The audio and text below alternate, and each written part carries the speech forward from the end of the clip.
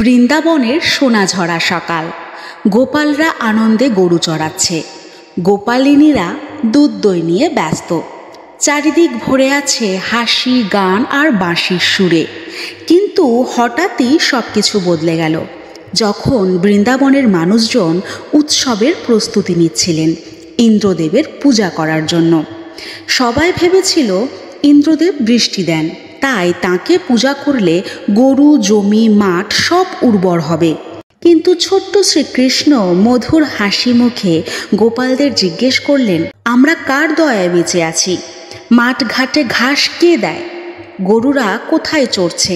ইন্দ্রদেব নন, আমাদের আসল পালনকর্তা তো গিরিরাজ গোবর্ধন পর্বত।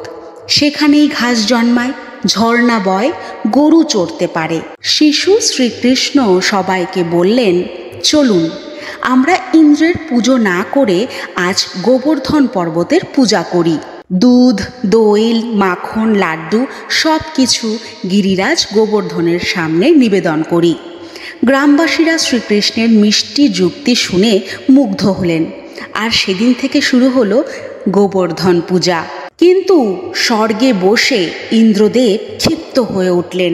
তিনি ভাবলেন, এই ছোট্ট রাখাল ছেলে আমার পূজা বন্ধ করলো, এদের শিক্ষা দিতে হবে। অমনি তিনি ভয়ঙ্কর কালো মেঘ ডাকলেন। শুরু হলো প্রবল বৃষ্টি, বজ্রপাত আর ঝড়। বৃন্দাবনের মানুষ ভীত হয়ে ছুটে এসে শ্রীকৃষ্ণের কাছে প্রার্থনা করতে লাগলেন। শ্রীকৃষ্ণ তখন মিষ্টি হেসে বললেন, ভয় পেও না, আমি আছি। এবং ঠিক তখনই ঘটল সেই আশ্চর্য লীলা। অমনি তিনি কনিষ্ঠ আঙ্গুল দিয়ে গোবর্ধন পর্বতটি তুলে নিলেন। এক হাতে তুলে বিশাল পর্বতকে ছাতা করে দাঁড়িয়ে রইলেন। গোপাল, গোপালিনী, গরু সবাই সেই পাহাড়ের নিচে আশ্রয় নিল। 7 দিন 7 রাত ধরে শ্রীকৃষ্ণ এক হাতে পাহাড় ধরে রাখলেন।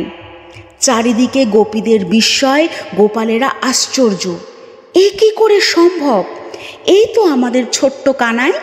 অবশেষে ইন্দ্রদেব বুঝলেন, এই ছেলে আসলে সাধারণ রাখাল নয়, তিনি স্বয়ং পরমেশ্বর।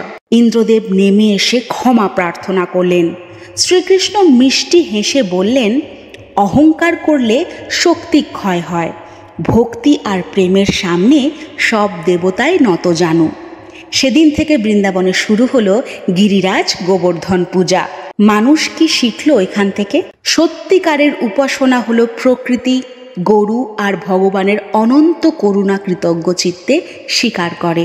তাই গোবর্ধন লীলা আমাদের শেখায়, অহংকার যত বড়ই হোক, ভগবানের প্রেম আর ভক্তির শক্তির কাছে তা কিছুই নয়। শ্রীকৃষ্ণকে ভালোবেসে থাকলে, আমাদের সনাতন ধর্মকে ভালোবেসে থাকলে অবশ্যই লাইক করুন, সাবস্ক্রাইব করুন আর শেয়ার করুন। রাধে রাধে।